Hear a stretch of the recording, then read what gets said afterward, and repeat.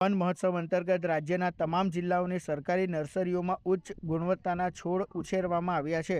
પ્રકૃતિના સંવર્ધન અને ગ્રીન કવર વધારવાના આયોજન સાથે વન વિભાગે જનભાગીદારી પર વિશેષ ભાર મૂક્યો. આજે વિશ્વભરમાં ગ્લોબલ વોર્મિંગની સમસ્યા દિવસે દિવસે આવી થતી રહી છે, ત્યારે ગુજરાત સરકાર દ્વારા છેલ્લા કેટલાક વર્ષોથી વન મહોત્સવ યોજી પર્યાવરણ વૃક્ષો વાવવા, પર્યાવરણ બચાવવા જે ભગીરથ પ્રયાસો હાથ ધર્યા છે, તેમાં ધીરે ધીરે લોકોમાં પણ ખૂબ જ જાગૃતિ આવી છે. એ ખૂબ સરાહનીય બાબત છે.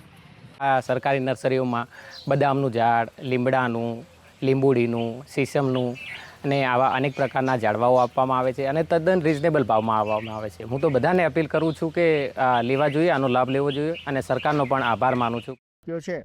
આ નર્સરીઓમાંથી સામાન્ય નાગરિકો અને ખેડૂતોને બદામ, લીમડો તથા લીંબુ સહિતની વિવિધ પ્રજાતિના રોપાઓ ખૂબ જ વ્યાજબી કિંમતે મળી રહ્યા છે.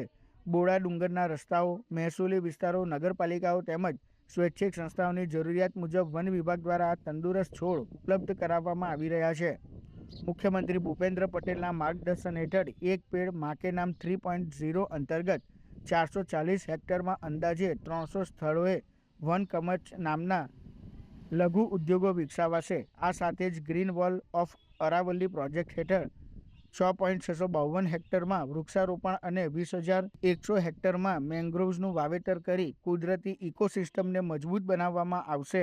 આ રોપાઓના વિતરણ કરીને એ રોડ સાઇડ પ્લાન્ટેશન હોય, જે બોડા ડુંગરની અંદર પુનઃ વાવેતર કરવાનું હોય, કે રેવન્યુ વિસ્તારની અંદર વન કવચ સહિતના મોડેલોની અંદર વૃક્ષારોપણ કરવાનું હોય, લોકોએ વૃક્ષારોપણ કરવાનું હોય, નગરપાલિકા મહાનગરપાલિકાને રોપાની જરૂરિયાત હોય કે સ્વૈચ્છિક સંસ્થાઓની જરૂરિયાત હોય, આ તમામ લોકોની જરૂરિયાતને પહોંચી વળાય એટલી મોટી સંખ્યામાં બિયારણ અને તૈયાર રોપાઓ ઉપલબ્ધ છે.